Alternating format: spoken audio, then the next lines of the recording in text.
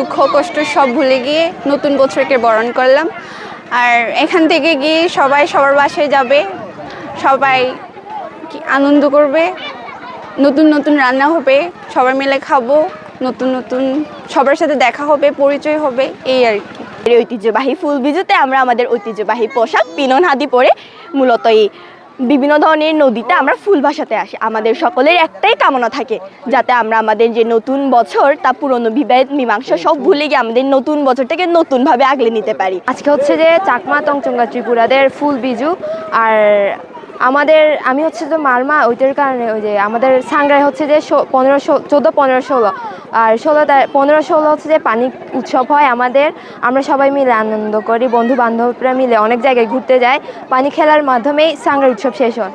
তো আমরা প্রত্যাশা করব এই নতুন বছর যেহেতু শুরু হয়েছে, এই নতুন বছরটা যেন খুব ভালোভাবে কেটে যায় সবার জন্য।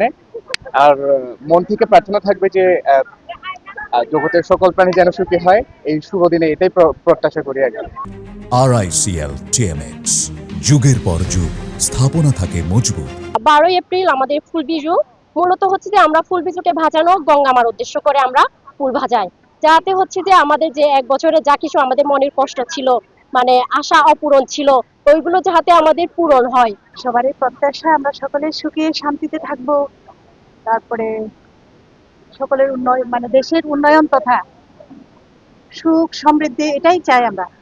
আমাদের পুরাতন বছরের যত খারাপ সময় গেছে তার জন্য আমরা হচ্ছে এবার প্রার্থনা করছি যাতে আমাদের বাংলা নববর্ষ হচ্ছে সুন্দর, সবার সমৃদ্ধি এবং মঙ্গলের মধ্যে হচ্ছে কাটে, এবং হচ্ছে সবাই যেন সুস্থ সুন্দরভাবে থাকতে পারে। এটাই আমরা আজকে মা গঙ্গার কাছে দেশ এবং সারা পৃথিবীতে যেন মানুষরা শান্তিতে থাকতে পারে, এটাই আমরা কামনা করি। আজকের এই দিনে হচ্ছে আমরা পুরাতন বছরকে হচ্ছে ফুল দিয়ে হচ্ছে বিদায় দিয়ে থাকি। আর 14 তারিখ হচ্ছে আমাদের নববছর, যাকে বাংলা ভাষায় হচ্ছে বাংলা নববর্ষ বলা হয়। প্রত্যাশা থাকবে হচ্ছে আমরা যাতে এই বাংলাদেশে অথবা সারা বিশ্বে জাতি ধর্ম বর্ণ নির্বিশেষে যাতে সকলে একসাথে মিলেমিশে বসবাস করতে পারি।